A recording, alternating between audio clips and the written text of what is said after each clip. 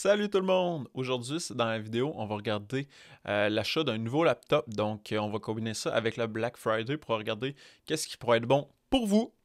La raison pour laquelle j'ai choisi les MacBook Air et les ThinkPad, parce que c'est deux marques de laptop que j'ai utilisées dernièrement et que je recommande dû à la performance, à la solidité et surtout sur la durée de vie de ces appareils-là. Pour l'instant, j'ai un MacBook Air que j'ai et depuis peut-être 2 mois que j'adore. Donc, c'est sûr que je vais le recommander. Pourquoi c'est un bon moment nécessairement d'acheter un laptop? C'est que au niveau d'Apple, ils font rarement des rabais, mais cette année, on va voir les cartes cadeaux apparaître. Donc, si vous faites l'achat d'un MacBook Air, par exemple, à partir de 1300 $, vous pouvez recevoir une carte de 140 $, une carte cadeau de Apple. Si jamais on regarde le modèle en question que je vous parle, le modèle de base commence à 1300 $, fait que c'est un appareil quand même assez dispendieux, mais qui va vous durer très longtemps. Ces nouveaux MacBook Air-là possèdent la puce M1 avec la nouvelle architecture. À moins que vous soyez quelqu'un qui nécessite beaucoup plus de ressources au niveau de votre ordinateur, de votre laptop, j'opterais pas forcément pour le 8 cœurs CPU et 8 cœurs GPU, mais ça pourrait avoir selon vos besoins. Donc, si jamais vous êtes un utilisateur de base, je veux dire, vous allez sur Internet, vous lisez vos courriels, vous faites peut-être des petites présentations, du Word ou un petit peu de code sans nécessairement avoir des gros projets dans IntelliJ ou VS Code ou des choses comme ça. VS Code, je sais que c'est sur Windows, mais si jamais vous faites de la virtualisation un peu, le modèle de base avec 8 GB ne serait pas forcément la meilleure option pour vous. L'option que je recommanderais, ça serait de mettre 512 GB de disque dur parce que ça va être un laptop qui va vous durer beaucoup plus longtemps, qui va avoir une bonne durée de vie. Donc, avec 512 GB, c'est sûr que vous ne seriez pas pris avec un disque plein d'ici un an. Donc, au lieu de trimballer plein de disques durs externes, ça pourrait être intéressant d'augmenter, de mettre le 250 $ tout de suite pour faire l'ajout, excusez-moi, du 512 GB SSD.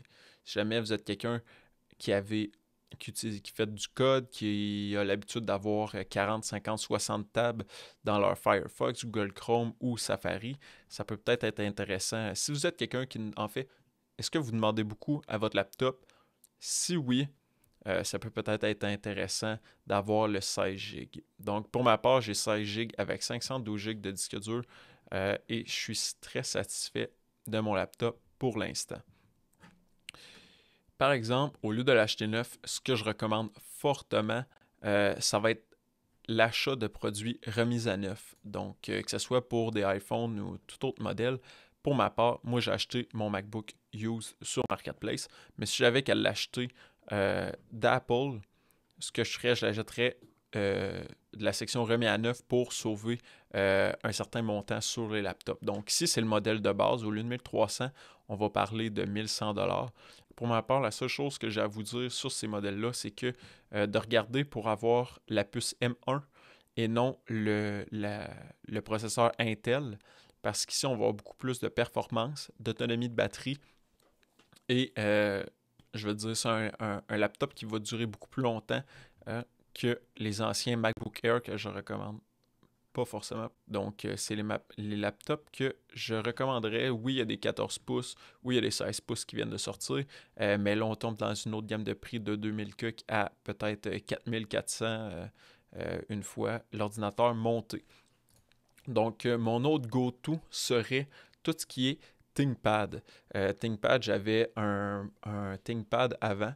Puis c'est un laptop que j'ai vraiment aimé. Le clavier, le trackpad, la portabilité de ce laptop-là, c'est un laptop que j'avais de 14 pouces. J'ai été en mesure d'augmenter la RAM, de changer deux disques durs, de changer la carte réseau pour avoir une meilleure rapidité. Donc, la seule chose que je n'ai pas changé, c'est la motherboard et le CPU. Donc, à l'achat de mon laptop, j'ai acheté le CPU le plus puissant avec le moins de RAM possible et le plus petit disque dur possible afin de payer le moins cher pour le laptop. Puis par la suite, ce que j'ai fait, c'est que j'ai acheté de la RAM de mon côté ainsi que deux disques durs pour faire ces modifications-là dans le laptop. Donc, ça me revient beaucoup plus avantageux et ça vous revient aussi beaucoup plus avantageux de faire ça au lieu d'acheter directement le laptop tout configuré parce que, dans le fond, Lenovo, n'importe quelle entreprise va se garder une cote. Toutefois, ce n'est pas tous les modèles qui sont possibles d'être modifiés. Donc, si jamais vous avez pour but d'acheter un modèle de base et d'augmenter les specs au fur et à mesure, ça va être à valider parce qu'il y a des ordinateurs, des laptops que c'est pas possible parce que les pièces sont soudées directement sur le motherboard, donc non changeables. Donc, ça peut être des modèles très performants. Il y a quand même des bons pourcentages de rabais. Si jamais vous regardez pour un laptop, essayez de regarder avec un processeur. Mettons, si vous regardez un i5, ici dans ce cas-là, les deux premiers chiffres, c'est la génération. Donc, si jamais vous achetez un laptop 8500 quelque chose ou 9000 quelque chose, ça veut dire que c'est la 8e génération ou la 9e génération. Dans ce cas-là, on est rendu à 1135, donc on est rendu à la 11e génération. Donc, on essaie d'avoir la génération la plus élevée parce que des fois, un i7 de 8e génération pourrait équivaloir peut-être à un i5 de 10e génération. Donc ça pourrait être à regarder, mais c'est mes deux laptops go-to parce que c'est deux laptops résistants. Donc, MacBook Air et le ThinkPad, ça va être vraiment deux bons laptops. Le ThinkPad pour Linux et Windows, le Apple pour macOS. Au niveau des ThinkPad, si je prends lui par exemple, on va pouvoir voir que le clavier, les ports, il y a beaucoup plus de ports que le MacBook Air. Donc ici, on peut voir que deux Thunderbolt, un USB, un HDMI avec un autre USB. Donc ça reste des laptops assez puissants. Ils ont plus de ports.